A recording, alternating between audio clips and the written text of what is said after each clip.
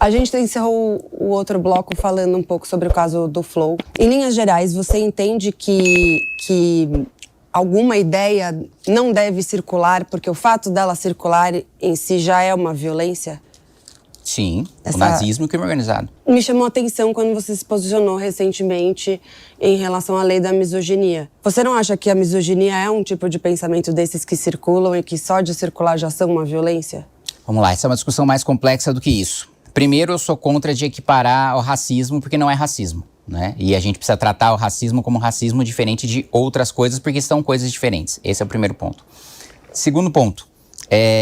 A gente não está tratando ali de proibir a circulação de uma ideia ou de outra. A gente está falando e é uma coisa extremamente abstrata, e esse é um dos problemas do projeto, da intenção de ter aversão à mulher. Se é crime, é o que diz a lei, vamos lá, um crime ele precisa ter dolo. Dolo é a intenção. A lei fala... O crime não precisa ter dolo, né? Ele pode ser um crime não, a regra, né? A regra... Ele pode ser um crime culposo. Não, a regra... Ele pode ser um crime culposo. Pode ser um crime culposo, é a exceção. O que eu tô dizendo que a regra é que o crime precisa ter dolo. No caso, não existe racismo culposo. Então, a gente tá discutindo um crime que precisa ter dolo. Perfeito. Como a regra. Quando eu digo que é a regra, porque há exceções, naturalmente, que é o culposo. Então, a gente tá falando da intenção. Lá, uma das definições de misoginia que estão colocadas no texto é aversão à mulher. O que é ter a intenção de ter aversão à mulher? Você entende que é um conceito indefinido, que seria inadequado tanto para uma legislação comum, ainda mais para uma legislação penal? Mas o Código Penal, ele tem diversas normas que são... assim, né, tem um tipo aberto, né? O nome técnico disso... Não, tem. O nome técnico disso é tipo penal aberto. É um tipo penal que depende da interpretação do caso concreto. O juiz precisa olhar o que aconteceu para entender se aquilo tem um enquadramento. Assim como existe o tipo penal em branco. Não, sim. Todo caso... Você estudou direito, você sabe disso. Não, mas não, negativo. O direito penal, ele tem interpretação restritiva. Não necessariamente, às vezes. Necessariamente, sempre. Não necessariamente. Isso é um princípio de direito penal. Olha só, o tipo penal precisa determinar o que é o crime, mas... E com exatidão, de maneira restritiva, porque a interpretação do direito penal é restritiva. A exceção do tipo penal aberto ou da norma penal em branco, não? Então dá 2 exemplos disso. Que é ato obsceno? Em regra, o juiz vai olhar para o ato que você teve e dizer, olha, não acho que isso aqui é um ato obsceno ou é um ato obsceno, entende? Mas eu não acho que esse nível de subjetividade caiba numa lei penal. Mas acontece, entende? Por que a gente só está se insurgindo contra isso agora? Então, na verdade, você é contra qualquer... Assim, não acontece hoje, todos os conceitos que a gente tem hoje no Código Penal, tem ou uma definição doutrinária muito clara, ou uma definição jurisprudencial muito clara, ou uma definição legal muito clara, que é a regra. A aversão à mulher, não. Se hoje, vamos lá, hoje, eu impedir uma mulher de entrar no meu estabelecimento porque ela é mulher, já é crime. Se hoje eu ofender uma mulher por ela ser mulher, já é crime. Se hoje eu não contratar uma mulher por ela não ser mulher, já é crime. Se você falar pra mim, vamos endurecer as penas desse crime, ótimo, conte comigo. Agora, você colocar na lei que intenção de ter aversão à mulher é crime, aí... E eu vou dizer outra coisa pra você. Um problema de tipo penal subjetivo é o feminicídio, que é você matar uma mulher pela sua condição de ser mulher. Vou te dar um exemplo concreto. Se eu mato um homem, se uma mulher mata o marido porque ele traiu, é homicídio. E ele vai cumprir a pena de homicídio. Se um homem mata uma mulher porque ela traiu, ele vai responder por feminicídio, uma pena maior. A motivação é a mesma, é um crime passional. A mulher matou um homem porque ele traiu, o homem matou a mulher porque ela traiu. Por que no feminicídio... A diferença é que as mulheres não matam homens porque eles traíram. Desculpa, tem caso concreto sim. Pode não ser a regra, pode ser a exceção, mas tem caso concreto sim. Quem? As mulheres não matam porque foram traídas. As mulheres, inclusive, perdoam traição com facilidade. Eu posso te trazer 200 exemplos. A raiz dessa questão que você está colocando de por que em regra você vai considerar, né, um feminicídio quando o marido mata a mulher por traição? Porque isso tem uma raiz muito clara, histórica, em relação à opressão, em relação ao patriarcado, em relação ao como a mulher não pode se portar de jeito XYZ. Então, isso tudo leva para este raciocínio de que... Um dos princípios do direito penal é a individualização da pena. Tudo bem. Se na era medieval, o homem trair a mulher, né, era uma coisa, sei lá, normal, aceitável... Se existe uma cultura do patriarcado, se qualquer coisa aconteceu na história, não é razão para que hoje, no caso concreto, num tipo penal, alguém tenha pena maior ou tenha pena menor. Você defende a liberdade de expressão em relação ao humor? Sim. Os stand-ups e tal. Onde é que tá o limite disso, Kim, na sua opinião? Porque o dolo. É uma questão difícil, né? Eu acho que o dolo. Só? Eu acho que a intenção de você causar mal ou discriminar uma pessoa ou humilhar uma pessoa. Porque uma coisa é eu estar num ambiente controlado, que a pessoa pagou para estar lá, porque ela voluntariamente está lá, escutando aquela piada que ele não está fazendo contra uma pessoa específica, que ele está fazendo porque é a sua maneira de se fazer humor. Outra coisa é eu utilizar, às vezes, as mesmas palavras para te ofender, para discriminar, para te diminuir, para te humilhar, enfim.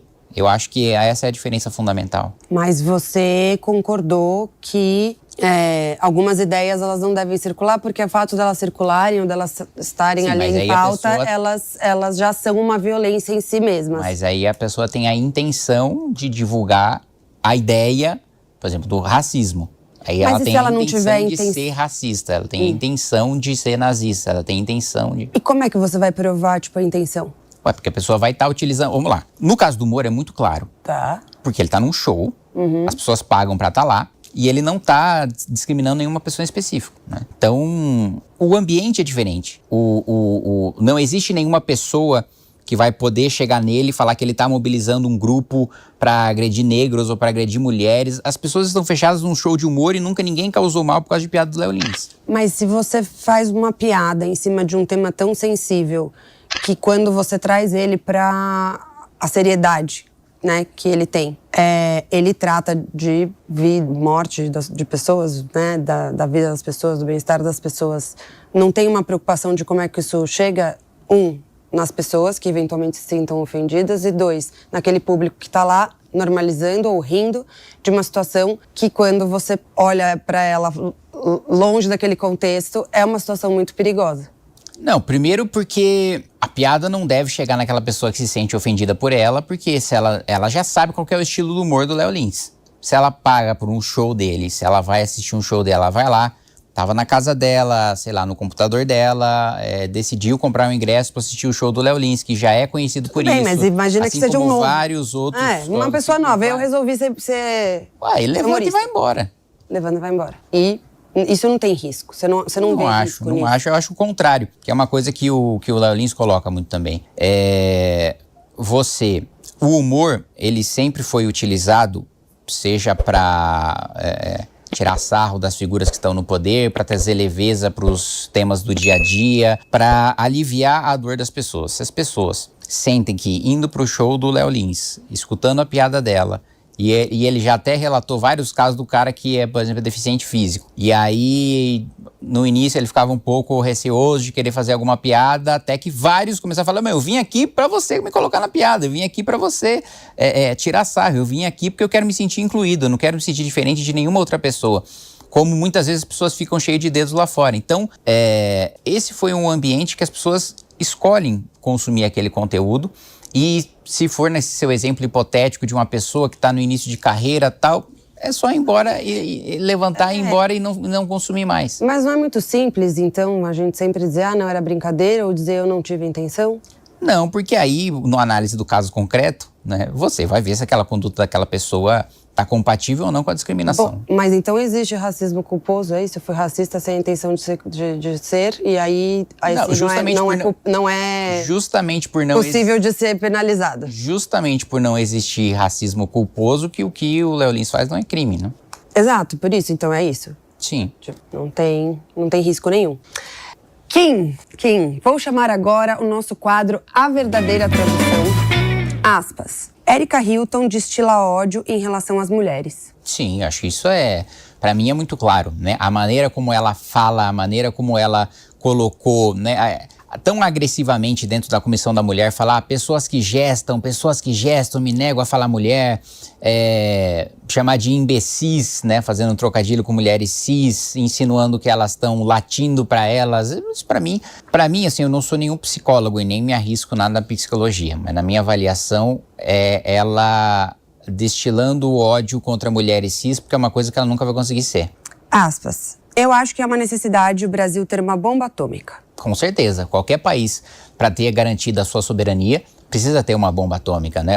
Basta ver o que aconteceu na guerra com a Ucrânia, né? Da dissolução da União Soviética, a Ucrânia abriu mão do seu arsenal nuclear E a partir do momento que ela abriu mão, a Rússia invadiu, né? Se a Ucrânia ainda tivesse bomba nuclear, isso jamais teria acontecido. Da mesma maneira como um país que é irrelevante para a diplomacia e para a economia global, que é a Coreia do Norte, só sobrevive porque tem bomba atômica, que é a Coreia do Norte. Kim, antes da gente terminar, eu vou chamar o meu último quadro, que é o Toma que o Hate é Seu, onde eu trago alguns hates de internet para que você responda ou não, dê risada, a gente comente, enfim. Topa? Topo, bora. Vamos nessa. Aspas. Boa Kim cata etanol. Foi um comentário criticando você ter aprovado o uso de mais etanol na gasolina. Porra, mas isso aí foi o contrário, né? Ou a gente fazia o acordo com o relator para limitar, ou o Poder Executivo poderia aumentar o quanto ele bem entendesse. Então, ou era isso ou era nada. Aspas. Tu fazendo um vídeo desse só fortalece o PT, seu burro. Um comentário num post onde Kim fala que Flávio Bolsonaro votou a favor da lei da misoginia e caiu numa armadilha do PT. Porra, falar a verdade fortalece o PT, complicado, né? Mas esse é bolsonarista cego, não há salvação pra... Já se inscreve no canal para mais vídeos como este, não esqueça de curtir e avante missão.